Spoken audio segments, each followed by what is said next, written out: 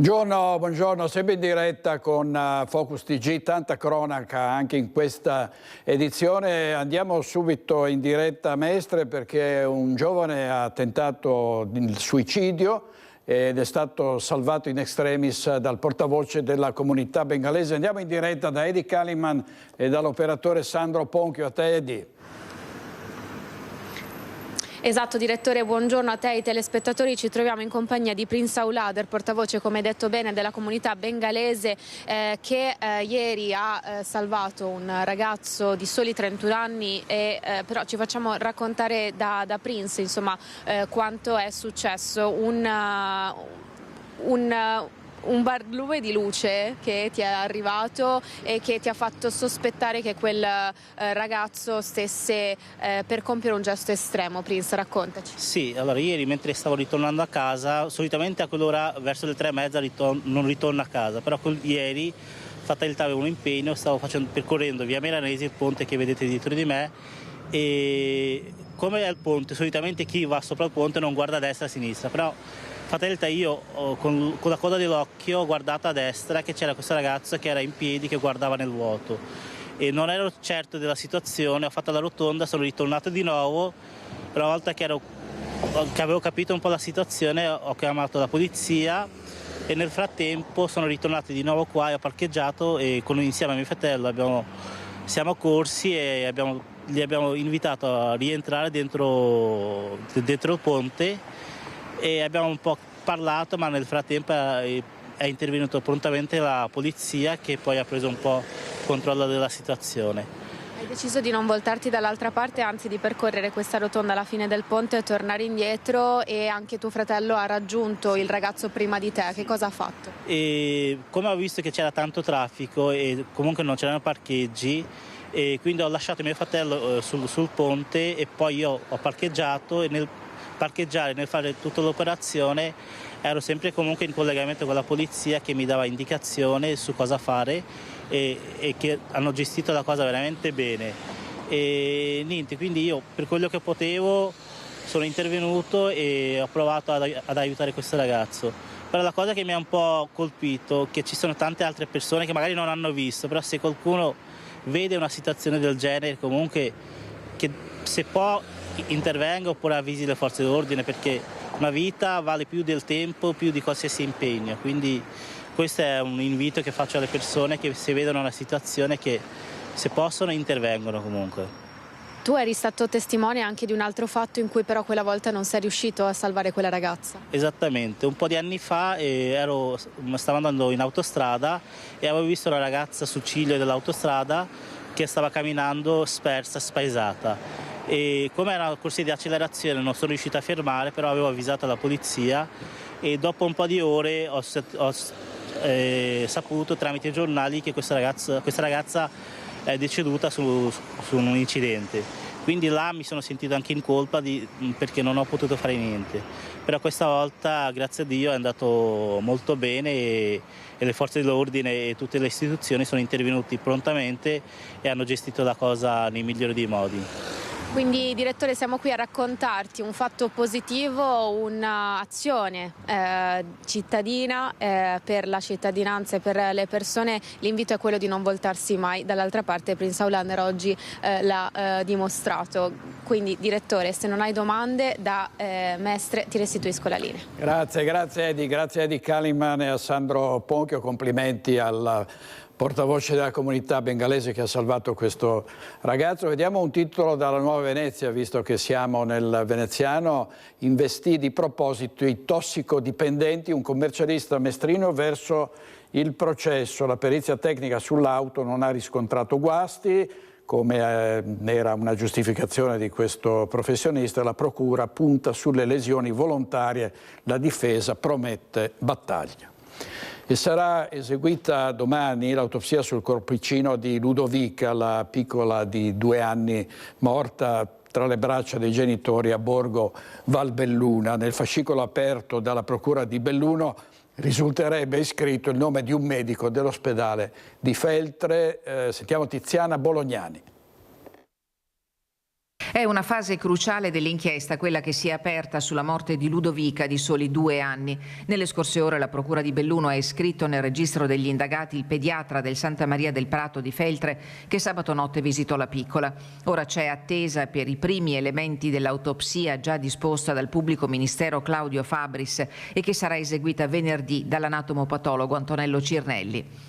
Il medico che visitò la bambina e ne autorizzò le dimissioni con una terapia antibiotica aerosol è indagato con l'ipotesi di omicidio colposo, un atto atteso ma dovuto che garantisce al professionista la piena presunzione di innocenza e consente alla magistratura di svolgere tutti gli accertamenti necessari.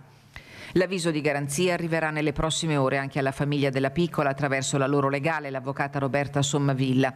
I genitori sconvolti dalla perdita improvvisa chiedono di capire se le difficoltà respiratorie manifestate da Ludovica sin da mercoledì scorso, con febbre alta e un preoccupante strabismo, avrebbero potuto richiedere un'osservazione più prolungata. Sarà proprio l'autopsia a fornire le prime risposte. Alcune indicazioni potrebbero arrivare già subito dopo l'esame, mentre per la relazione completa serviranno almeno 3 mesi. Su quella base il pubblico ministero valuterà se chiedere l'archiviazione del fascicolo o procedere con il rinvio a giudizio. Parallelamente anche l'Ulse Dolomiti ha aperto una propria indagine interna volta ad accertare i fatti. La comunità di Borgo Valbelluna si è stretta accanto alla famiglia in attesa che l'inchiesta faccia piena luce su una vicenda che ha profondamente colpito l'intera provincia. A processo un 31enne accusato di abusi sessuali avrebbe violentato un giovane atleta, all'epoca 17enne, come quando si trovava a gestire una società sportiva in collaborazione. Vediamo. 4 episodi di violenza concentrati tra la primavera e l'estate del 2022, fino a quando una telefonata della vittima, allora minorenne, al telefono azzurro ha fatto emergere la storia di abusi. Il presunto orco è un 31enne collaboratore di una società sportiva della provincia di Padova che avrebbe abusato in più occasioni di un pallavolista di 17 anni, costringendolo ad atti sessuali e palpeggiamenti contro la sua volontà, approfittando di un suo momento di fragilità. Il 17enne da allora sta vivendo una situazione di difficoltà a scuola, nello sport, e si è chiuso in se stesso. Dopo la denuncia, la Procura di Padova ha avviato un'indagine controllando anche le chat WhatsApp tra il minorenne e il dirigente sportivo, portando alla luce i contesti in cui sono venuti gli abusi. Uno di questi a Jesolo durante un ritiro sportivo della squadra di pallavolo. Il 31enne è stato rinviato a giudizio nell'aprile del 2024 ed è iniziato il processo. Ieri in aula è stato ascoltato il papà dell'atleta che ha raccontato come il figlio sia cambiato dopo le violenze subite. Si tornerà in aula ad aprile quando verranno ascoltati ancora nuovi testimoni. Servizio di Valentina Visentin, vediamo 2 titoli dal Gazzettino. Un autista aggredito dal papà di una ragazzina, è successo a Galzignano Terme, aveva saltato la fermata del bus, l'inseguimento in auto, il pugno in faccia e la fuga. Poi un altro fatto di cronaca, perde il controllo del furgone, si ribalta vicino alla rotatoria nella notte, un 50enne è rimasto schiacciato sotto il mezzo, è grave ed è successo a Gemona del Friuli. Cronaca giudiziaria, approfondimenti dell'autopsia sul corpo di Franco Bernardo Bergamin inchioderebbero il suo assassino Alessio Battaglia. L'anziano, trovato chiuso in un armadio nel marzo del 2025, non sarebbe morto dopo una caduta ma per una manovra di arti marziali al collo. Servizio da Padova di Valentina Visentin.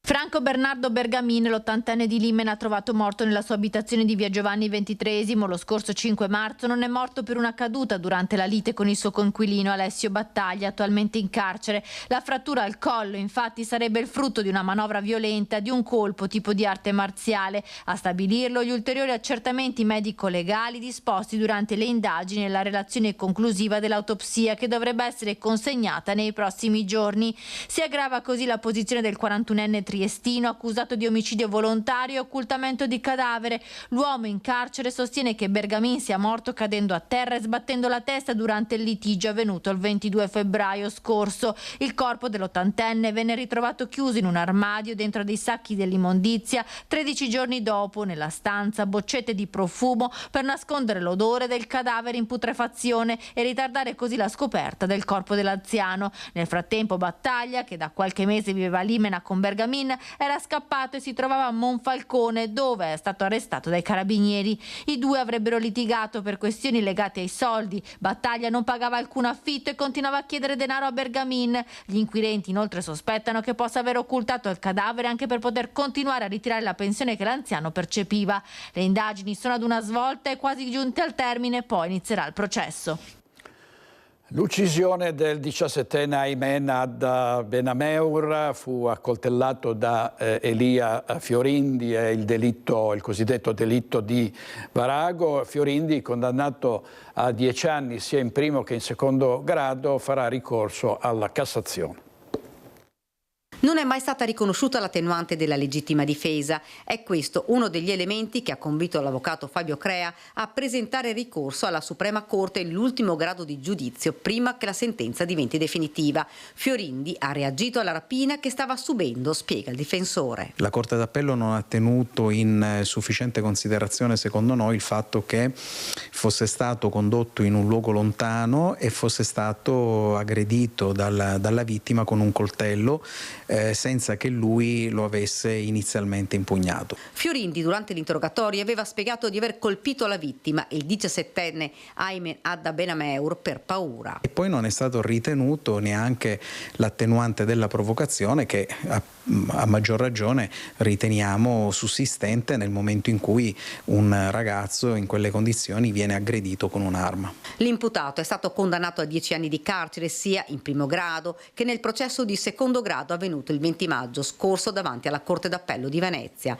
Il delitto era avvenuto a Varago l'11 maggio del 2023. I due si erano trovati per la cessione di un panetto di 50 grammi di hashish che Fiorindi doveva vendere ad Aymen. Poi i due si sono affrontati perché la vittima non voleva pagare la droga all'imputato. A riprendere il grave fatto di sangue una telecamera che ha immortalato istante per istante il delitto. Video che dimostrerebbe come la vittima avesse aggredito l'imputato armato di un coltello. Successivamente sarebbe stato poi Fiorindi ad estrarre l'arma e colpire letalmente la vittima. Abbiamo ancora fiducia, ha detto l'avvocato Crea, di poter vedere riconosciuta in Corte di Cassazione se non la legittima difesa, quantomeno l'attenuante della provocazione, che consentirebbe di ridurre ulteriormente la pena. Fiorindi è fiducioso e dice legale. Servizio di Daniela Sizia, oggi in regia ci sono Francesca Pezzo e Andrea Basso. Vediamo adesso gli incidenti stradali. C'è stato uno scontro tra un'auto e una moto, è successo tra Sarcedo e Tiene, il motociclista è finito all'ospedale.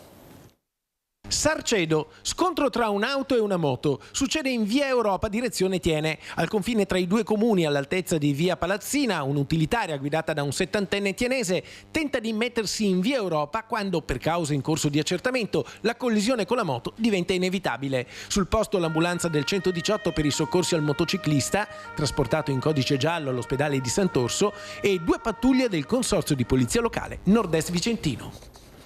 Sono proseguite anche oggi le ricerche da parte dei vigili del fuoco con l'elicottero del reparto volo di Venezia, le ricerche del base jumper 34enne di nazionalità finlandese disperso nella zona della Busazza sul gruppo della Civetta dopo che sabato scorso aveva effettuato un lancio con la tuta alare. Al momento le ricerche hanno dato esito negativo, dal pomeriggio le ricerche sono state sospese in accordo con la prefettura, sul posto anche unità del soccorso alpino e carabinieri. Ovviamente si sta nuovamente tentando di trovare questo base jumper. Non è la prima volta che questi ragazzi con la tuta alare si schiantano, almeno questa è l'ipotesi, non avendo più sue notizie da diverse ore. Oggi è stata la giornata di lutto cittadino a Cassola, dove si è svolto il funerale di Stefano Farronato, gremito l'auditorium. Vivaldi, ovviamente è la giornata di lutto di ieri. Vediamo.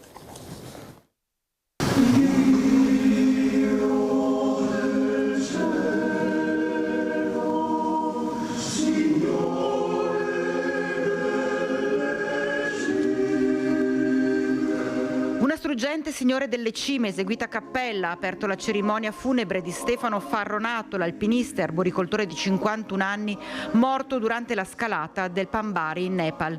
In tantissimi all'Auditorium Vivaldi di Cassola hanno voluto essere presenti per ricordare una persona che tanto ha lasciato.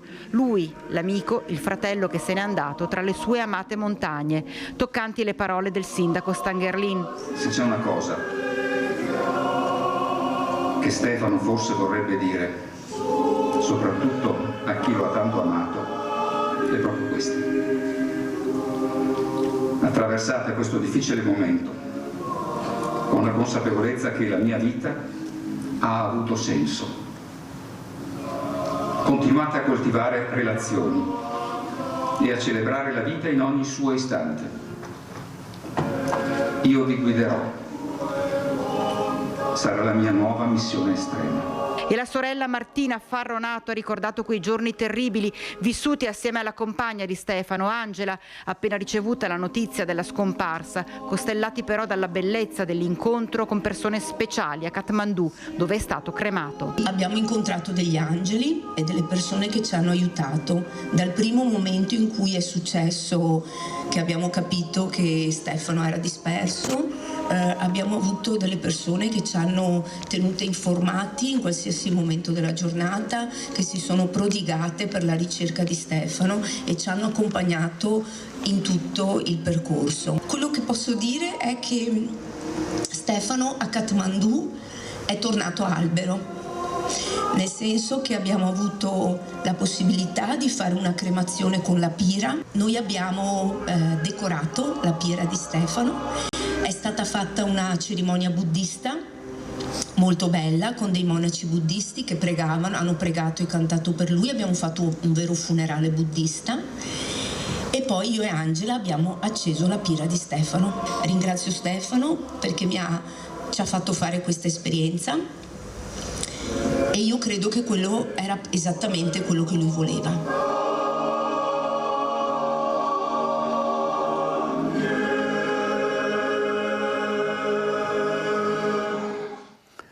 Tanti hanno ricordato e ricordano Stefano Farronato, che era persona molto stimata e apprezzata. Sentiamo alcune testimonianze di chi l'ha conosciuto. È un abbraccio collettivo che gli diamo perché ha trasmesso tanto amore, abbiamo ricevuto in questi giorni tanto affetto, quindi sicuramente sarebbe contento di questo momento, di questa festa per lui. Un dolore enorme, direttamente proporzionale al bene enorme che ha donato ai familiari, agli amici, agli affetti più cari. Stefano Farronato, l'alpinista, l'arboricoltore, l'ambientalista, il tree climber, scomparso durante la scalata del Pambari in Nepal, lascia un grande vuoto nella comunità di Cassola, dove viveva e dove oggi il sindaco ha indetto lutto cittadino. Il dolore è molto molto forte, però Stefano era Stefano. Stefano era solare, non avrebbe certamente voluto vedere persone piangere, perché in fondo non ci ha abbandonato. In un gremito Auditorium Vivaldi ogni persona presente conserva nel cuore un pezzettino di quello che era un professionista poliedrico ed eclettico, sincera espressione, come è stato detto, di un cuore grande e incorruttibile, talvolta scomodo perché diretto e vero. Chi piange l'amico, il familiare, il collaboratore, l'esperto, il professore, come il sindaco di Marostica che fu suo alunno all'Agraria Parolini. Penso sia stato quello che va al di là, no, della parola di professore, ma più che altro un insegnante di vita. Aveva la capacità e il carattere per farti ridere e sorridere e allo stesso tempo per permettermi bacchettarti, per farti capire dove stavi sbagliando. E sicuramente è il modo giusto per approcciarsi con gli studenti. Mancherà a tanti. Mancherà quello sguardo penetrante, curioso, ora beffardo e ironico, ora serio e determinato. Mancherà il suo sorriso, lui che scriveva: ho dipinto di tanti colori la mia attraversata nel bianco.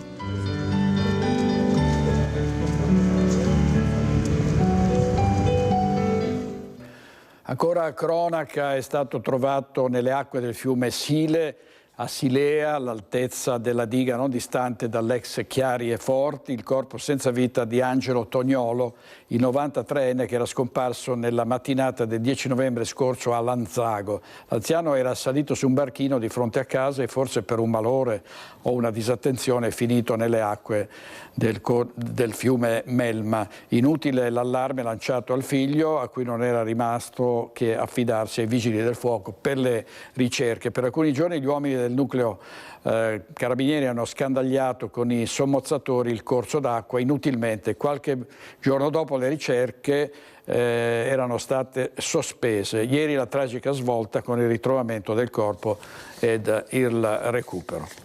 Vediamo un titolo dal giornale di Vicenza. A 14 anni denunciato per violenza a Castignero, ha molestato 2 donne. I carabinieri sono risaliti al ragazzo attraverso i filmati delle videocamere installate in paese che hanno ripreso i 2 distinti episodi.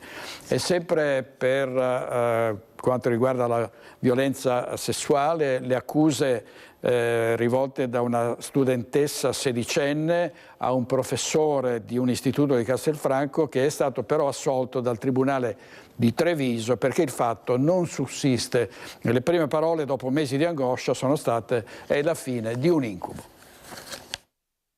Mesi e mesi di angoscia, accusato di aver molestato sessualmente una sua studentessa allora sedicenne. Un professore sessantenne ha dovuto difendersi dalla denuncia presentata dalla giovane, che aveva raccontato di essere stata ripetutamente palpeggiata al seno. Teatro della violenza sarebbe stata una scuola superiore di Castelfranco. Ora l'uomo è stato prosciolto con formula piena dal Tribunale di Treviso per non aver commesso il fatto. Dopo l'assoluzione si è rivolto verso i suoi legali. Ci ha ringraziato molto, più volte, e ci ha detto proprio papale, finalmente questa è la fine di un incubo, perché ovviamente era molto provato e in uno stato mentale abbastanza disagiato dopo questa esperienza.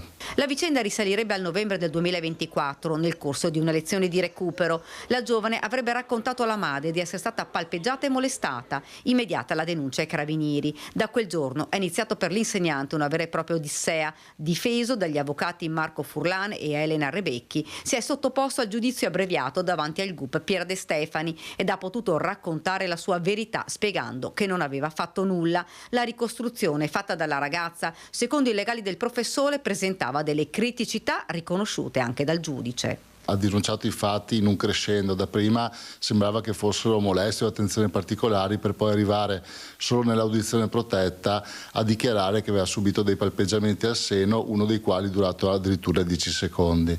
Quindi già qui vi erano delle criticità, per cui io e la mia collega avevamo un attimo alzato le antenne. A testimoniare poi una professoressa che avrebbe avuto la sedicenne l'ora dopo la lezione, dove sarebbero avvenute le molestie. Dato alcun elemento di stranezza, diciamo, in questa ragazza, ma anzi ne aveva evidenziato l'entusiasmo per la lezione appena ricevuta dal professore. Diciamo che questo stato l'abbiamo ritenuto, e probabilmente anche il giudice, incompatibile con un abuso di qualche minuto prima. Ecco. Forse alla base di questa denuncia potrebbe esserci stata una sorta di vendetta per essere stata rimproverata dall'insegnante di sostegno. La fine di un incubo per il professore, che però porterà con sé una ferita difficile da rimarginare. Servizio di Daniela Sizia, e vediamo ancora sulla violenza sulle donne, contro le donne, il mese di novembre che ricorda questi fatti tremendi, femminicidi, 72 femminicidi dall'inizio dell'anno, e la Questura di Vicenza ha presentato i dati e le iniziative previste a partire dalla campagna permanente Questo non è amore. Sentiamo Daniele Garbin. L'ammonimento in questo caso da parte appunto del questore, nella stragrande maggioranza dei casi questo provvedimento di prevenzione ha un'efficacia molto importante, cioè riusciamo in qualche modo a impedire il proseguire della condotta maltrattante. Quindi noi chiediamo sempre questo, no? Di poter avere segnalazioni su tutte le situazioni sulle quali possiamo attivarci per emettere questo tipo di provvedimenti. Per combattere la violenza di genere, il questore ribadisce l'efficacia dello strumento dell'ammonimento in grado realmente di far cambiare atteggiamenti aggressivi contro le vittime. A Vicenza dall'inizio dell'anno è stato applicato 127 volte, 104 i casi di violenza domestica e 23 atti persecutori, dati in linea con lo scorso anno. Nei casi più delicati, importanti, magari gravi, noi allarmiamo anche l'utenza della vittima. Questo implica che le nostre sale operative sono immediatamente a conoscenza del fatto che si tratta di una vittima di queste condotte e possono veicolare nella giusta maniera quello che è l'intervento delle nostre pattuglie sul territorio, dando priorità di intervento appunto alle vittime di maltrattamenti. Ecco perché nel mese in cui si celebra la lotta alla violenza contro le donne, la Questura prosegue nell'opera di sensibilizzazione. Tra le iniziative di quest'anno la collaborazione con una nota catena di supermercati. Abbiamo come sempre scelto di distribuire in cassa quello che è un flyer che presenta sia le informazioni proprio per riconoscere diverse forme di violenza, ma anche poi le informazioni utili per chi subisce violenza o chi conosce qualcuno che subisce violenza per agire. Quindi c'è sicuramente il numero unico di emergenza, l'1522, e quest'anno abbiamo inserito anche una personalizzazione del nostro elettroscontrino, andando appunto ad apporre quello che è il segnale unico di emergenza. Andiamo nelle scuole, andiamo nelle piazze a fare attività informativa, andiamo negli ospedali che sono un punto di concentramento importante di utenza, facciamo degli incontri, ad esempio di recente abbiamo fatto un incontro con Confartigianato, attività di formazione per parrucchieri ed estetiste che sono appunto dei punti di ritrovo delle donne dove è più facile magari raccogliere quella che è la confidenza di una donna o magari notare un segno di violenza, un livido piuttosto che uno sguardo triste. E dalla prima pagina dell'Arena di Verona un caso di maltrattamenti all'asilo nido, bambini maltrattati, arrivano condanne di 2 anni per le maestre, un asilo nido della provincia di Verona. I genitori dicono: nostro figlio ha iniziato ad avere paura del buio, pensavamo fosse per l'arrivo del fratellino, poi invece abbiamo capito. E in genere parliamo di risse tra giovani e purtroppo molto spesso spuntano coltelli, ma questa volta si tratta di una rissa tra anziani avvenuta all'interno di un bar di Campo San Martino. È stato denunciato dai carabinieri un 69enne. Un litigio per futili motivi tra i tavolini di un bar di paese, attimi concitati, quelli vissuti all'interno di un esercizio commerciale di Campo San Martino, dove un 70enne ha chiamato i carabinieri perché era stato minacciato con un coltello da cucina da un suo conoscente. Quando i carabinieri di Tombolo sono arrivati sul posto, hanno trovato e bloccato un 69enne dell'Alta Padovana che è stato denunciato per minaccia aggravata e porto abusivo d'armi. Il pensionato aveva un coltello da cucina con una lama di 12 centimetri che aveva nascosto in macchina prima dell'arrivo dei militari dell'Arma. Ignoti i motivi della lite furibonda degenerata nelle minacce e nella tentata aggressione. Vandali senza tregua, questa volta a Vedelago sono state colpite le giostre installate per la sagra di paese. Nel mirino la pesca dei cigni, alcuni minorenni hanno prima divelto la serranda e poi rubato degli oggetti. Sentiamo Edi Kaliman.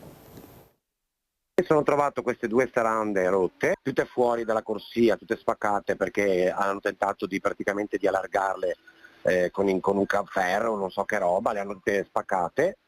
E per terra praticamente ho trovato anche della merce della pesca. 1 migliaio di euro di danni tra la refurtiva e il ripristino delle serrande. Vandali a Vedelago, dove i giostrai, sapendo che nella zona girano spesso bande di ragazzini pronti a tutto per accaparrarsi degli spiccioli, hanno installato anche delle telecamere nelle loro attrazioni. A incastrare i responsabili del furto proprio gli occhi elettronici, se non che questi erano bardati al punto da non essere riconoscibili.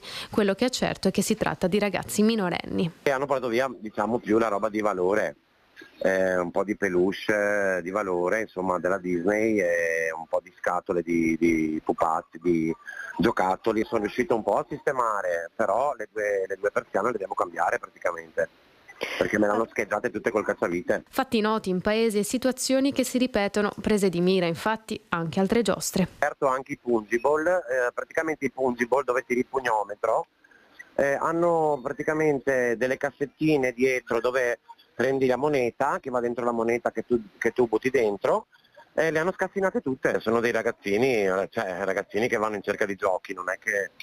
anche perché soldi nelle giostre non ne lasciamo, anche se hanno scassinato i pugnometri non hanno trovato neanche €1. Io penso che qua c'è un problema proprio in paese. Ci deve essere una compagnia di ragazzini che appunto fa danni in giro, perché so che anche tutto l'anno ci sono danni sempre lì. Io ho scritto anche che se li vedo alle giostre che siano con i genitori. E continua l'assalto di bande di ladri agguerrite, molto bene attrezzate, sono bande paramilitari che arrivano soprattutto dall'est, alle abitazioni delle nostre province, presa di mira ancora una volta la Marca, furti a raffica tra Roncade e Silea. I cittadini si organizzano non solo con i controlli di vicinato ma anche con le ronde. Andiamo in diretta da Lina Paronetto con Nicoletta Rizzetto per la parte tecnica. Buongiorno direttore, buongiorno ai telespettatori. Sì, dici bene, di poche ore fa una proposta lanciata via social da un cittadino sul gruppo 6 di Roncade Se, proposta di ritrovarsi alle 18 davanti alla chiesa di San Cipriano per quella che definiamo banalmente una ronda, ma insomma una passeggiata per le strade della frazione o fin dove si arriverà, armati di cellulari, torce, ma il promotore ha scritto anche, perché no, anche di qualche bastone. Noi siamo nell'ufficio del sindaco Marco Donadel, sindaco che è pronto a fare a sua volta un video nei social e naturalmente a parlare in diretta da noi, perché per sconsigliare in assoluto il fatto di utilizzare bastoni, strumenti che possano appunto rischiare di mettere in pericolo i cittadini. Così ha detto il sindaco. Lei è anche piuttosto arrabbiato di questa cosa. Piuttosto arrabbiato, diciamo che sono preoccupato, perché è vero sì che ormai siamo tutti sfiniti dalla situazione che si è presentata in queste ultime settimane qui a Roncade con questi numerosi furti. Sono in stretto contatto con le forze dell'ordine che hanno aumentato i pattugliamenti, ci sono 4 pattuglie che girano ogni sera, ci sono altri strumenti come il controllo del vicinato, il gruppo di controllo del vicinato o altri gruppi social che possono dare informazioni tipo furti in corso su cosa succede nel territorio, ma inventarsi delle ronde, se così si possono chiamare, invitando i cittadini a uscire con i bastoni, vuol dire mettere in pericolo i cittadini.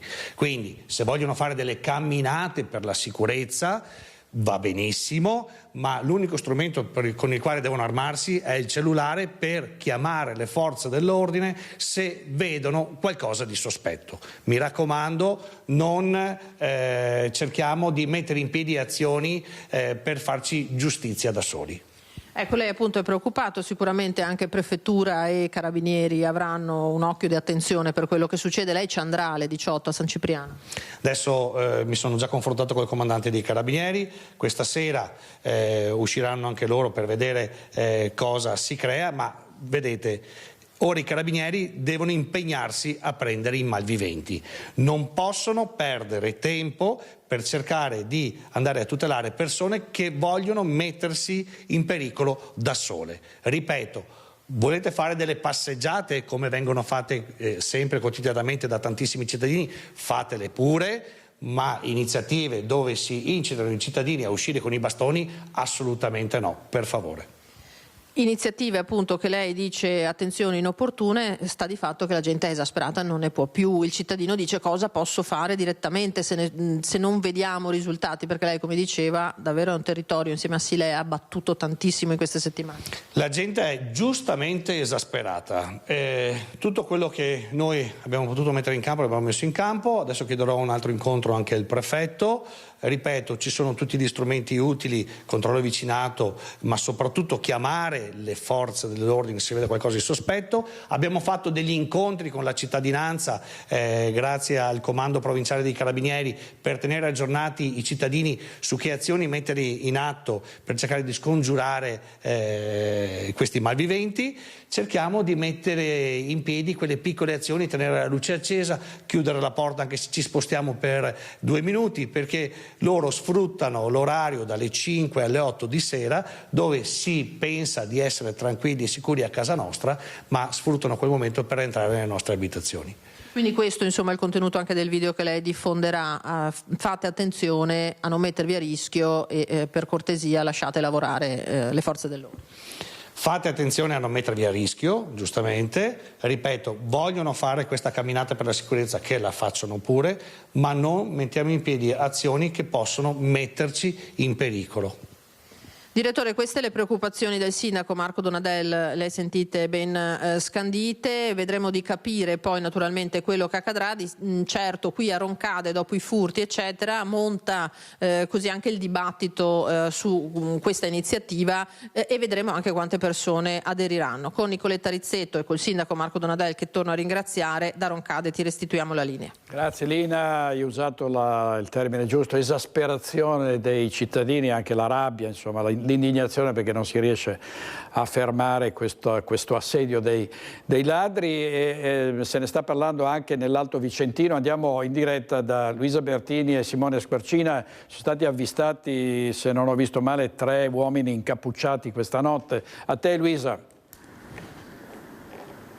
Sì, buongiorno direttore, buongiorno ai nostri telespettatori. Scia di furti in abitazione o di tentativi di furto in abitazione che riguarda un po' tutti i comuni del Vicentino. Oggi ci troviamo a Sant'Orso, dove appunto grazie ad un passante sono stati messi in fuga dei ladri che tentavano di entrare in un'abitazione. In realtà non si tratta di un episodio isolato, perché ci sono stati altri tentativi. Ne parliamo insieme al sindaco che è con noi, il sindaco Giorgio Baù. Buongiorno a tutti.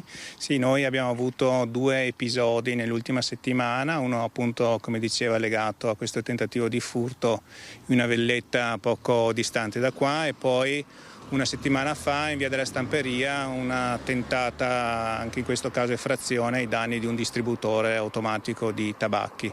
E questi sono i 2 episodi che abbiamo avuto nell'ultima settimana, legati anche ad un tentativo di truffe in varie parti del paese, non realizzatisi per fortuna, perché i cittadini sono anche abbastanza attenti e allerti a prevenire questi tentativi. A proposito dei cittadini attenti, in realtà voi avete una rete di controllo del vicinato che diciamo permette di allertare anche tutti i cittadini vicini, sia in termini appunto di truffe sia in termini di tentativi di effrazione. Sì, effettivamente noi abbiamo una rete capillare di controllo del vicinato, abbiamo credo oltre 12 gruppi di controllo vicinato con un collegamento di oltre 400 famiglie, quindi nel momento in cui si verifica qualche episodio siamo tutti in rete, siamo tutti informati, ed è un sistema che funziona molto bene anche per appunto sventare questi tentativi di furto, di truffa. Lei prima mi diceva che ci teneva a lanciare anche un appello ai cittadini proprio per i tentativi di truffe che ci sono stati, di chi si finge finto operatore proprio con la scusa di voler poi entrare nelle abitazioni. Ma sì, l'appello che faccio è quello appunto a tutti i cittadini, in particolare agli anziani, che sono di solito i più bersagliati da questi tentativi, di stare attenti, di chiedere informazioni, di non fare assolutamente entrare nessuno in casa se non appunto previamente autorizzati da altri sistemi, che non sono sicuramente il suonare il campanello al pomeriggio. Ecco, questo di solito non è un sistema che usano gli operatori economici, e sono effettivamente tentativi di truffa a cui stare veramente molto attenti. Ecco, avete sentito l'appello del sindaco. Tra tentati furti e tentativi di truffe, per il momento da Sant'Orso è tutto. Grazie molte Luisa Bertini e Simone Squarcina. Torniamo a Vicenza, perché proprio in seguito a episodi di violenza, aggressioni avvenuti, questi episodi in città, nel centro della città, commercianti e cittadini sono scesi in piazza a chiedere alle istituzioni maggiore attenzione proprio sul versante della sicurezza. Sentiamo. Degrado e violenza, con le ultime aggressioni ai danni di un barista in Viale San Lazzaro e di un residente in Via Sella presi a botte da balordi. Episodi che riportano il tema della sicurezza in città al centro dell'attenzione e delle richieste da parte di commercianti e cittadini, che hanno organizzato una manifestazione per sabato 29 novembre alle 15 da Piazza Castello, come avevano già fatto a maggio. Chiediamo sicurezza e chiediamo che Vicenza torni vivibile a tutte le ore del giorno e della notte. Chiediamo a tutte le istituzioni e a chi di dovere che prendano le dovute azioni per far tornare Vicenza una città sicura e vivibile. Chiediamo innanzitutto assolutamente più presenza delle forze dell'ordine, ma soprattutto anche della polizia locale, perché non può essere che la polizia locale a Vicenza venga usata soltanto per fare multe. Vogliamo muovere le istituzioni sia comunali che anche nazionali, perché ci sia più controllo. Se si potessero cambiare le leggi sarebbe cosa buona, e perché non ne possiamo più, non è più possibile girare per strada avendo paura di rientrare in casa e trovarti sotto il tossico che si sta facendo la dose. Non puoi dirgli neanche togliti, spostati, perché questo ti aggredisce. Ed è proprio ciò che è successo a Matteo Rossato. In pieno pomeriggio si è sentito dire ti ammazzo per poi essere picchiato per aver invitato ad allontanarsi un uomo, poi rintracciato e denunciato dagli agenti della questura mentre stava per consumare della sostanza stupefacente nell'area condominiale. Aggressione che gli è costata 2 denti, delle ferite alla testa e all'arcata sopraccigliare. I danni che ho in faccia sono il motivo per cui chiediamo il 29 di fare una manifestazione, un sit-in, qualcosa per chiedere più sicurezza, ma soprattutto più tutele per i cittadini. La seconda aggressione a distanza di pochi giorni, avvenuta domenica ai danni del direttore di una pasticceria di Viale San Lazzaro, colpito con una testata al volto per aver invitato un uomo, che era probabilmente sotto l'effetto di sostanze stupefacenti, ad uscire dall'attività, poi rintracciato dagli agenti della questura, indagato in stato di libertà, che dopo 2 giorni si è ripresentato al locale. Quello che stupisce è che questo ragazzo ha avuto il coraggio di ripresentarsi perché voleva un caffè. Anche quel giorno era palesemente in stato alterato, sicuramente sotto effetti stupefacenti, e gli ho detto: guarda, c'è una denuncia in atto, non puoi più venire qui. E voltiamo pagina e vediamo il primo test di medicina senza numero chiuso per 3.200 studenti. Il sogno è quello di accedere al corso di Padova o di Treviso, 3 prove in meno di 3 ore.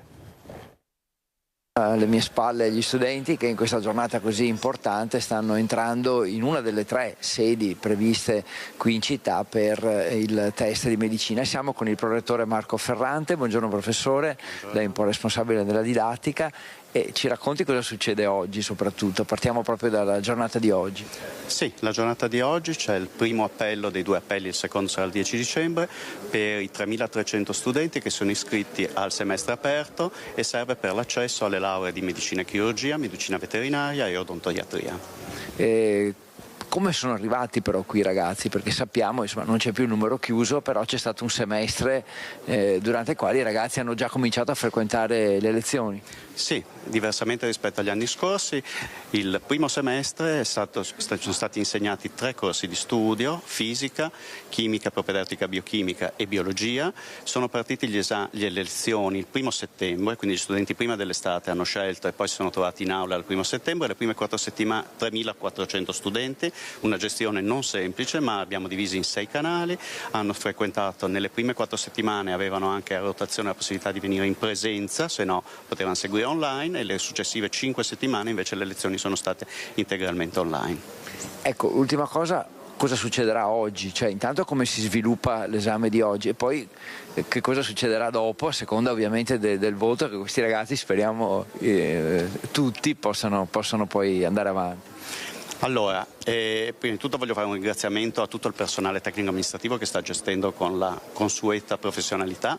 È una prova molto importante, sono 3 ore di esame, perché per ogni prova, per ognuna delle 3 materie hanno 45 minuti per la prova, più un quarto d'ora per le consegne, per rilassarsi un momento e ripartire per la prova successiva.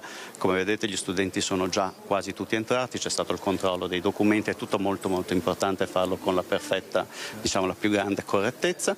Quindi si siedono, alle 11 parte la prima prova, 45 minuti, consegnano, quindi diciamo stressante, sarà molto impegnativa per loro, e quindi io non posso che dare un fortissimo in bocca al lupo a tutti i nostri studenti. E poi la speranza di entrare a Padova o Treviso nel corso di laurea. Certo, per medicina hanno scelto come prima scelta o Padova o Treviso coloro che hanno fatto medicina, più di 800 hanno scelto medicina veterinaria per un centinaio di posti e più di 200 odontoiatria. È un impegno forte, loro hanno scelto, avendo seguito il semestre aperto a Padova, hanno scelto Padova come sede dove vorranno provare a entrare. Se non dovessero farcela hanno selezionato almeno altre 9 sedi dove eventualmente potrebbero seguire questo corso. Nella malaugurata situazione che non riescano a essere assorbiti in nessuna di queste sedi, dopo i primi di febbraio inizierà invece la possibile sistemazione di questi studenti in uno degli corsi chiamati affini, che loro al momento dell'iscrizione avevano selezionato, e sono per esempio biologia, biotecnologia, infermieristica, altre lauree sanitarie, dove potranno iscriversi di nuovo utilizzando il voto che hanno avuto nell'esame del semestre aperto per la graduatoria, e gli verrà riconosciuto tutti i 18 CFU che hanno sostenuto. Grazie al professor Marco Ferrante, buon lavoro naturalmente, da Padova è tutto. Grazie molto a Federico Fusetti. E vediamo la sicurezza della bretella dell'Albera al centro di un confronto tra il Comune e la provincia di Vicenza, tra infrazioni, inversioni ad U, velocità folle. Allo studio un progetto per l'installazione di telecamere. Sentiamo Luisa Bertini che è in compagnia del presidente della provincia Andrea Nardin. Sicurezza della bretella dell'Albera al centro di un confronto, di un dibattito che ha coinvolto provincia e comune, perché si stanno progettando dei sistemi proprio per verificare la velocità ma anche altro. Sono in compagnia con il presidente della provincia Andrea Nardin. Che cosa emerge? Sì, è un incontro importante tra provincia di Vicenza e comune di Vicenza per affrontare due tematiche principali.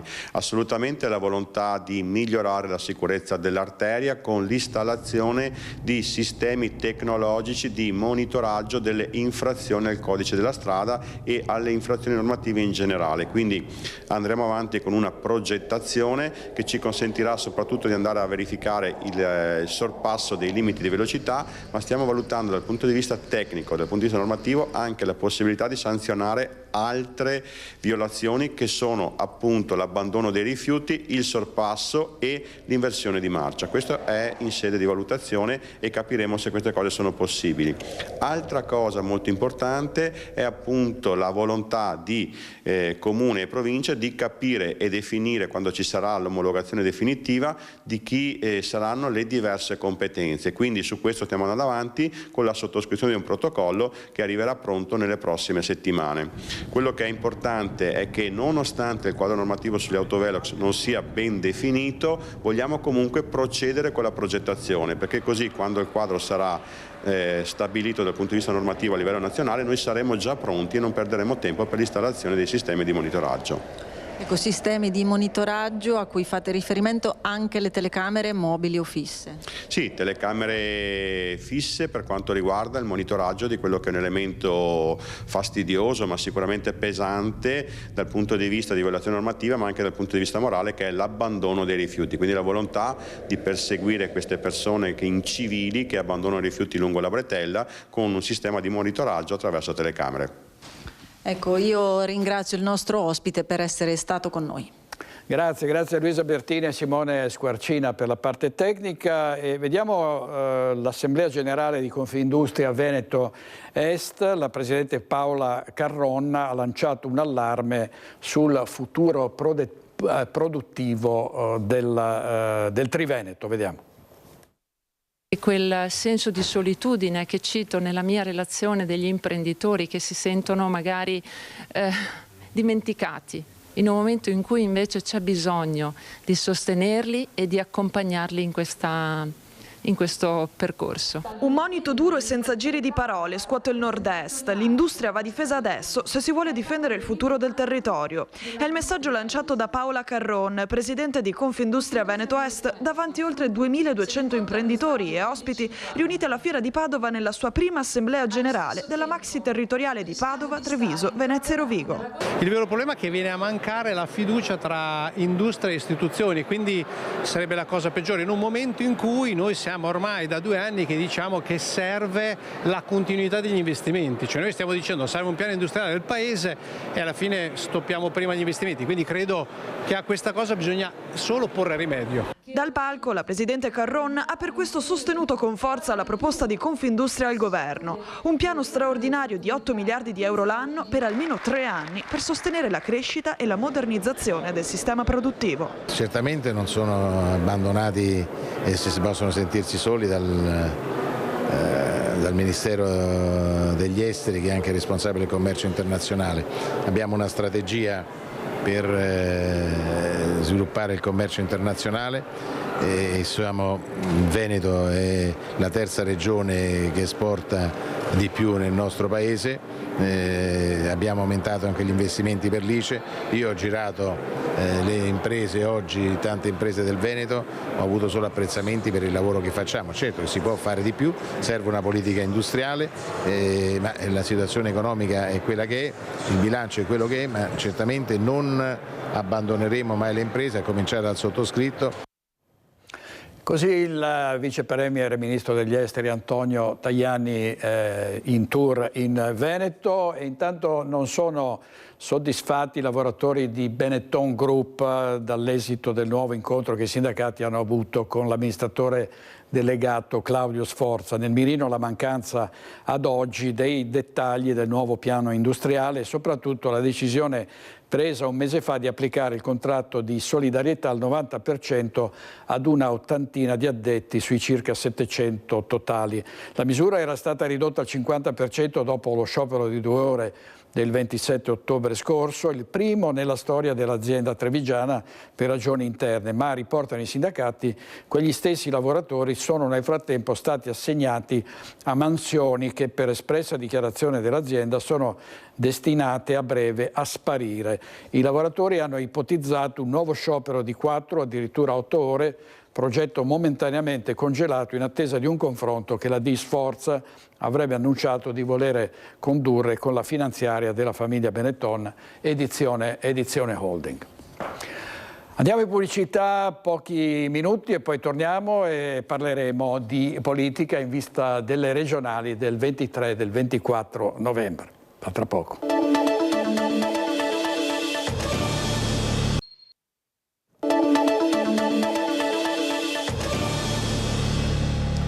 Nuovo in diretta con Focus e parliamo di politica in vista delle elezioni di domenica e di lunedì. Abbiamo in studio Fabio Bui, candidato presidente della Regione del Veneto con i Popolari per il Veneto. Buongiorno a tutti. Buongiorno a Bui. Poi avremo anche nella seconda parte Riccardo Szumski, che è il candidato presidente della Regione del Veneto con Resistere Veneto. Allora, dottor Bui, come sta andando la campagna elettorale? Ormai siamo agli sgoccioli. Ho visto che ha presentato un programma in più punti, ma diciamo uno degli argomenti che dominano queste elezioni è quello della sanità, no? La sanità ha attraversato questo mese di campagna elettorale, perché poi è stata una campagna elettorale molto breve legata a questo mese e ogni serata con le persone la domanda è la sanità, e nella sanità la specificità del tema delle liste d'attesa che crea grossi problemi. Allora devi dare delle risposte per chi si candida ad amministrare questa regione, e la risposta è non può essere, non ci sono i soldi. Riorganizziamo quello che c'è e facciamolo subito. Quando io dico riorganizziamo, vuol dire che per esempio facciamo un grande piano che duri 6 mesi, che le attrezzature di diagnostica e i medici lavorino almeno dalle 8 di mattina alle 8 di sera. Guai come oggi che alle 3 del pomeriggio, alle 4, alle 5 si va bene, in alcuni ospedali si chiude tutto e si va a casa. No, 8 di mattina, 8 di sera si va con tutta la diagnostica. Vedrete che risolveremo e piano piano riporteremo a zero le liste d'attesa. Si potrebbe andare anche oltre, ma intanto concentriamoci in questo 12 ore di tempo dove si fanno visite, dove si fa prevenzione. L'altro tema è la ristrutturazione della medicina di base. Anche i medici di base devono intanto mettersi assieme in unità territoriali di medicina di base e garantire la presenza negli sportelli unitari dalle 8 di mattina alle 8 di sera. Cosa comporta questo? Che i pronti soccorsi che fanno il 90% di prestazioni non pertinenti col ruolo dei pronti soccorsi si liberano. Ecco che liberiamo risorse di medici e infermieri anche per gli altri reparti, per la diagnostica. Vedete, è un fatto riorganizzativo, basta con l'alibi che non ci sono i soldi. Poi i soldi li dovremmo mettere quando dovremo assumere maggiori medici, quando dovremo assumere maggiori infermieri, quando dovremmo diventare più competitivi rispetto alla sanità privata. Lì occorreranno soldi, ma in questo momento diamo una risposta concreta ai cittadini facendo lavorare e dando la giusta riconoscenza a questi operatori del servizio sanitario pubblico. Allora c'è il rischio astensione anche qui in Veneto, si teme che vada a votare meno del 50% degli aventi diritto. Noi siamo andati a sentire i cittadini a Bassano del Grappa, abbiamo chiesto loro se andranno a votare o meno. Sentiamo. Domenica e lunedì si vota per le regionali. Lei andrà a votare? Assolutamente sì, e con tutta la famiglia. Abbiamo faticato per arrivare al voto. Quanti anni? Guai chi non va a votare. Non importa cosa, chi, ma bisogna andare a votare. Lei ha già deciso a chi darà il voto? Sì, da un bel po'. Lei andrà a votare? Andrò, ma non so chi. È ancora in dubbio? È una domanda. Deve ancora decidere? Comunque da decidere. Faremo. Lei andrà a votare domenica, lunedì? Sì, senz'altro. Idee chiare? Non tanto, ma insomma. Così. Deciderà all'ultimo momento? No, sento anche un po' con i miei figli così, perché faccio un po' sempre assieme a loro. Fate un po' di consultazione familiare? Sì, brava. Diciamo che sarà una bagarre forse più agguerrita del solito. Ma lei andrà a votare? Sì, certo. Idee chiare? No, perché sono in dubbio tra due candidati, quindi vedrò verso la fine chi mi ispira di più. Certamente ci andrò, è un mio diritto e un mio dovere. Molti hanno faticato molto per darci questa democrazia, dobbiamo mantenerla. Senta, lei ha anche deciso chi voterà? Sì, ho deciso chi voto, so anche chi voto, il partito che voterò e anche i due candidati. Sempre andato? E sempre avuto idee molto chiare. Lei andrà a votare per le elezioni regionali? Credo di sì, è una cosa giusta. Io non ho ancora deciso niente al momento. Ho 90 anni, perciò non voto. Non va più a votare? No, basta. Non voti più? Perché? No. Perché nel mio ideale non c'è. È delusa, è delusa? Molto, molto, molto. Ultime ore di campagna elettorale, lei andrà a votare? Beh, sicuramente sì, è il nostro diritto, bisogna sempre usufruirne. Che campagna elettorale è stata, secondo lei? Beh, interessante, anche perché tutti quanti gli sfidanti mi sembrano veramente competenti e vedremo come andrà, ma auguro tutti in bocca al lupo e noi ci siamo fatti qualche idea, però devo dire che ho trovato delle buone prospettive, buone idee, speriamo che dopo siano attuate, insomma. Beh, insomma, da queste dichiarazioni raccolte da Monica Sbiderle sembrerebbe insomma, che c'è una propensione al voto. Presidente, cosa pensa? Bene, un bel sondaggio che fa sperare che la gente vada al voto, che ci sia ancora gente che abbia a cuore le sorti del Veneto. Guardate, indipendentemente da chi votate, è chiaro che io poi propendo per votare, che votiate per i popolari, ma indipendente da chi votate, andate a votare, esercitate questo diritto al voto per cambiare, per dire la vostra rispetto a quello che è stata la Regione e per come lavoreste per i prossimi anni. È un diritto acquisito nella storia, l'hanno ripetuto prima gli intervistati, ma è un diritto proprio per dire la propria per questo cambiamento. Quindi l'appello è oggi anche per i giovani: andate a votare, esercitate il vostro diritto per cambiare. Senta, Fabio Bui, la Presidente di Confindustria Veneto Est ha detto gli imprenditori sono in difficoltà, siamo isolati, siamo dimenticati, no? Quindi ha lanciato un allarme di un certo rilievo. Io ieri c'ero all'Assemblea di Confindustria anche con gli altri candidati e il discorso della Presidente Carron è stato di una lucidità estrema e ha tracciato un Veneto che oggi ha bisogno di infrastrutture viarie, di infrastrutture tecnologiche, di un'idea sulla portualità, i porti e le merci che oggi arrivano nel Veneto. Sappiate che arrivano da Rotterdam piuttosto che da Genova, non ai porti di Venezia piuttosto che da quello di Trieste, che si devono pensare assieme. Ma al di là di questo dice: guardate che per noi industriali, per mantenere la competitività del nostro prodotto, ci occorrono strade e tecnologia, perché altrimenti la competitività si smarrisce al cancello della fabbrica. Il miglior prodotto made in Veneto perde la competitività proprio sul cancello della fabbrica, perché quando scende in strada almeno 2 ore e mezza in più di camion per raggiungere i mercati europei.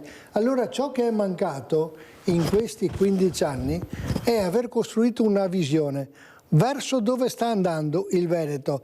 Sta andando sempre sull'asse est-ovest o, come diciamo noi, apriamo i mercati europei, apriamo le strade verso l'Europa? Guardate, in questo senso si inserisce anche il tema della pedemontana, su cui tutti abbiamo parlato, pedemontana inutile, costosa, hanno inquinato, hanno rubato. Abbiamo detto di tutto sulla pedemontana, ma oggi la pedemontana c'è e deve essere l'asse di collegamento per gran parte di questa regione verso i mercati europei, per garantire proprio la competitività del prodotto. Allora, per garantire questo occorre anche mettere il traffico commerciale in pedemontana. Oggi la pedemontana non è performante rispetto all'idea che abbiamo. Vedete che possiamo diminuire i pedaggi mettendone più traffico e possiamo anche ammortizzare quel mutuo con i privati che sarà un macigno pesante per i prossimi anni per il bilancio della Regione Veneto.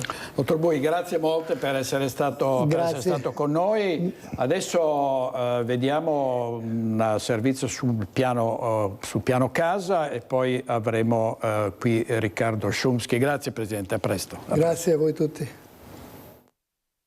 È assolutamente fondamentale proporre un piano casa, l'abbiamo posto al centro della nostra agenda politica, che sfrutti anche le opportunità che ci offre la rigenerazione urbana. Oggi un giovane di 25 anni non può acquistare una casa, non può avere una casa d'affitti ragionevoli. È importante ripensare all'edilizia popolare, l'edilizia residenziale pubblica e garantire un'edilizia residenziale che tenga conto di questa emergenza. Importante per l'ANCE, l'associazione dei costruttori, anche risolvere il problema delle abitazioni per i lavoratori delle imprese edili, un fenomeno importante anche in regione. Stiamo parlando di staff house, cioè di case che devono essere dedicate per i lavoratori, cioè gente che ha già il lavoro, che ha già un stipendio, quindi è anche abbastanza semplice da risolvere, perché possiamo incentivare la cosa cercando di andare a lavorare su quello che è la decontribuzione, cioè andare a trasformare questi investimenti che possono fare le imprese direttamente per questi vani abitativi che magari sono già in pace alle imprese, andando a creare questi costi interamente detraibili come se fossero dei beni completamente ammortizzabili al 100%. Presente all'incontro anche il ministro delle infrastrutture Matteo Salvini, che ha ribadito come l'emergenza abitativa sia centrale per il governo e lo sarà anche per Alberto Stefani. Con Alberto Stefani abbiamo già concordato che uno dei primi tavoli che faremo non a Roma, ma andrò da lui in ufficio a Venezia, sarà sul piano casa regionale. C'è un tessuto sano, bello, di tante piccole e medie imprese in Veneto che stanno lavorando, perché abbiamo 20 miliardi di euro di cantieri aperti oggi in Veneto, sulle strade, sulle ferrovie, sulle case, sulle fognature. Pensiamo alle Olimpiadi, ad altri 3 miliardi di investimento fra Veneto e Lombardia sulle Olimpiadi, quindi conto di dare lavoro a tanta gente, e quante più case rimettiamo sul mercato, quanto più gli affitti dovranno scendere. Allora siamo di nuovo ovviamente a parlare di politica in vista delle elezioni 23-24 novembre. Ringrazio e saluto Riccardo Szumski, che è il candidato presidente della Regione del Veneto con Resistere Veneto. Grazie. Grazie dottore, grazie molte per essere qui. Come sta andando? Io vedo le serate con tantissima gente, insomma cioè un seguito notevole, se lo aspettava. No, francamente no, quando abbiamo cominciato ad andare in giro, però è quello che poi ci ha spronato ad andare avanti, vedere tanta gente che era attenta, che ascoltava, che poneva domande, che ci diceva quali sono le esigenze del popolo che vengono dalla base. Ecco, questo è stato il paradigma che poi insomma ci ha infervorato tutti, ha creato molto entusiasmo e che ci ha permesso anche di raccogliere le firme, perché io ricordo che noi siamo gli unici che hanno dovuto raccogliere le firme per poter essere concorrenti a queste elezioni. Ecco, quindi niente scorciatoie, ce l'ha dato direttamente il popolo e quindi siamo qui e adesso facciamo l'ultimo sprint finale. 30.000 firme, no? 30.000 firme. Sì, qualcuno ironizza, però abbiamo 30.000 firme perché quelle che dovevamo presentare erano meno, ma ne abbiamo tirate su talmente tante che c'era la gente che, lo dico banalmente, mi correva dietro: ma posso filmare da qualche parte, se vuoi filmare sulla mano, perché ci vuole l'avvocato. Insomma è stata una cavalcata incredibile, tanto è vero che domani la concludiamo come cavalcata, una passeggiata dalla ferrovia a Venezia fino alla Madonna della Salute, perché domani è il 21, a termine di una cavalcata che è iniziata tanto tempo fa per le elezioni, quindi simboleggiamo. Poi parliamo di salute, effettivamente, che è il nostro, insomma. Ecco, a proposito, dottor Szumski, cosa le chiedono, diciamo, coloro che la seguono e che sperano di avere, insomma, dalla politica in generale delle risposte concrete, no?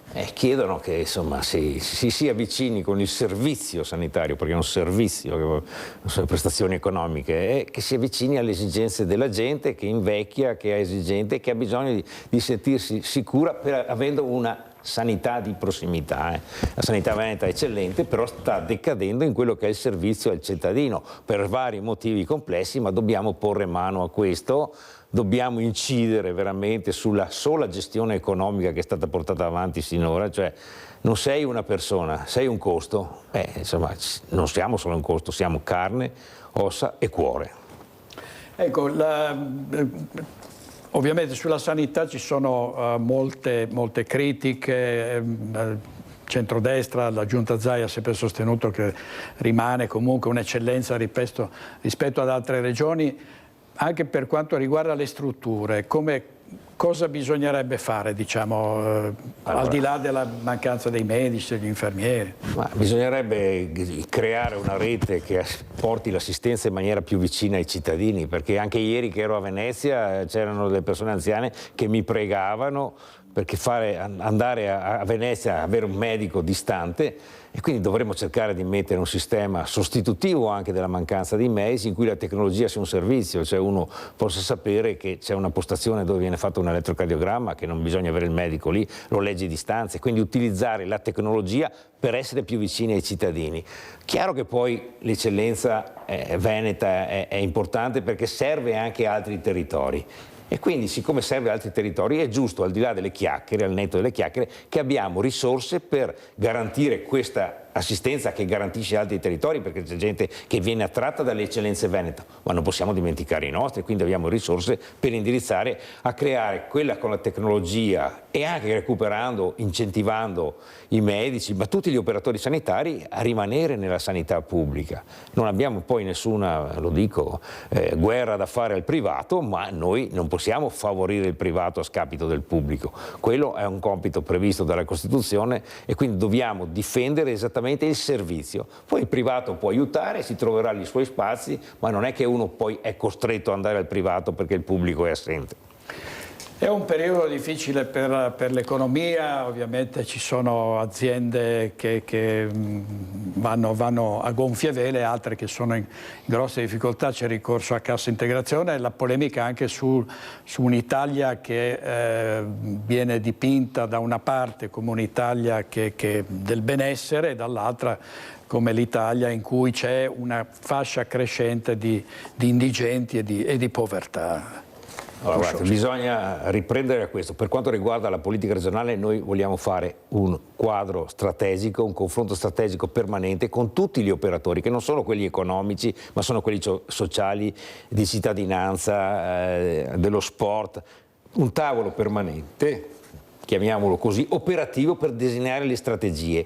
E poi bisogna ovviamente incidere politicamente, anche come per la sanità, ottenere più risorse, cioè milioni di euro in più all'anno, perché serviamo altri, anche per incidere nelle politiche nazionali in cui chiaramente le dinamiche internazionali sono quelle che mettono in pericolo. Ma l'Italia, che ha un deficit energivoro, cioè le aziende sono in difficoltà, ma non solo le aziende, la signora Maria, la massaia, perché quando arriva il conto del riscaldamento o dell'energia che utilizza, il suo potere d'acquisto se ne va.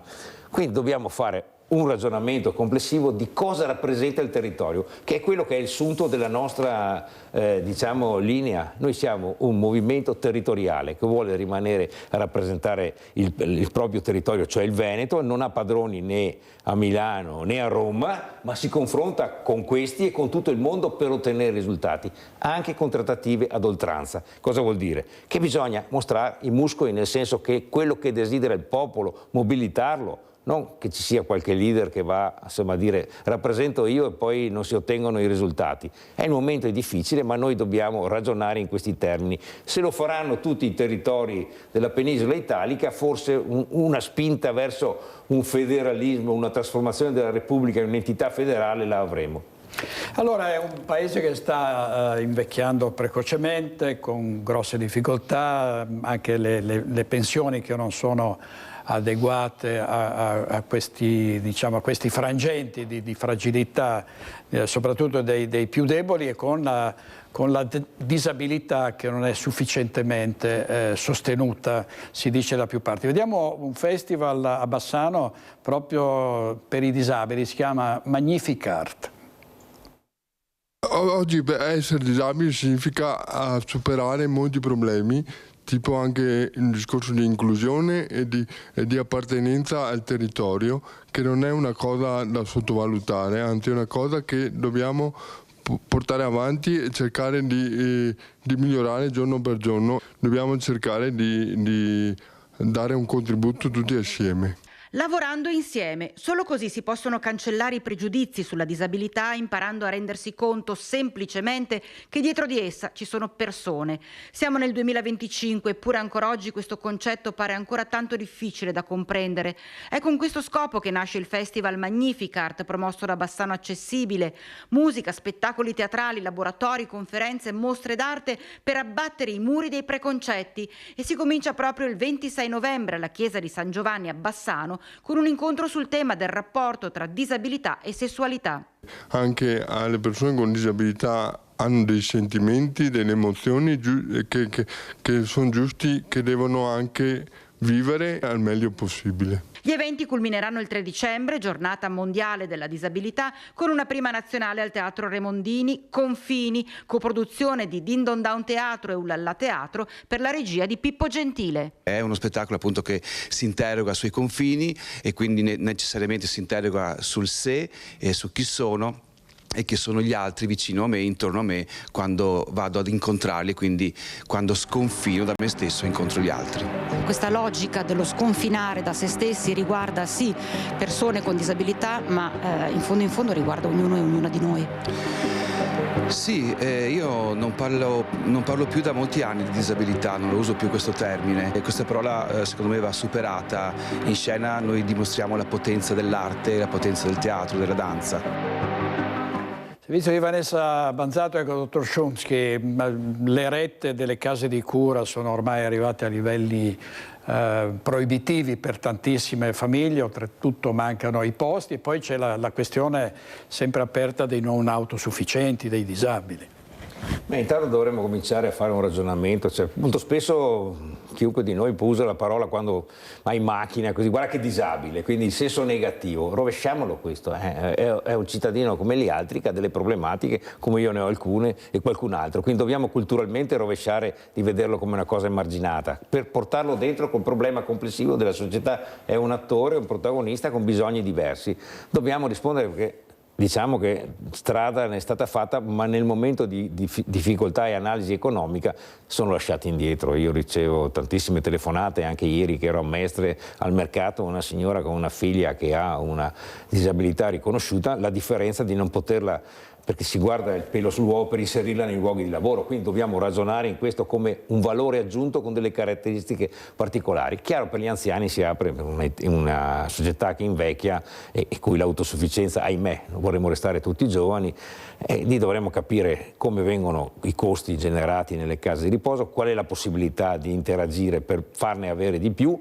e soprattutto cosa possiamo fare per la cosa migliore per un anziano, poterlo far rimanere a casa il più possibile con la sua famiglia. Chiaro che nei momenti di difficoltà in cui le famiglie sono anche con meno personale, una volta c'era qualcuno che stava in casa, i nonni c'erano, adesso i figli spesso si trovano da soli ad affrontare il problema, dobbiamo dare sia un aiuto e stabilire che c'è anche l'istruzione per far diventare l'assistente delle persone che hanno più anni, mi piace chiamarle così, insomma. No? Szumski, grazie molto, grazie per essere stato con noi. Riccardo Szumski, candidato presidente della Regione del Veneto con Resistere Veneto. Andiamo in pubblicità, torniamo subito, state con noi.